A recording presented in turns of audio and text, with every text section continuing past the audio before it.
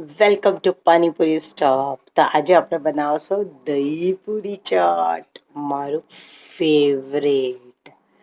તો એના માટે પહેલાં આપણે દહીં લઈશું, શુગર લેશું અને તમને એને સરખી રીતે હલાવી લેશું.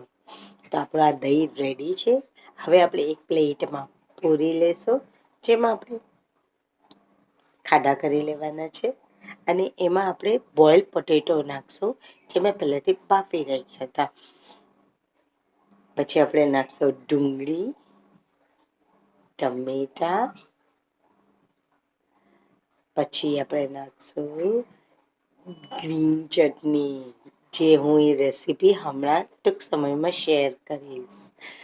પછી આપણે લઈશું ટેમ્બરિંડ ચટણી, મીઠી ચટણી, જે તો મસ્ત થીક લાગે છે, એ પણ હું શેર કરીશ. અને સ્વીટ યોગર્ટ, જે આપણે હમણાં દહીં સૌથી પહેલાં બનાવ્યું.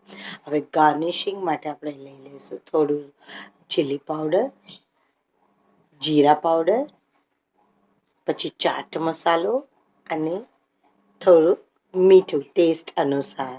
પછી આપણે સેવ ગાર્નિશિંગ કરશું. એના ઉપર પછી કોરિએન્ડર લીવ્સ, ધાણાભાજી, પછી પોમેગ્રેનેટ, દાડમ, અને આ આપણું રેડી છે દહીં ટેસ્ટી ટેસ્ટી. ચલો.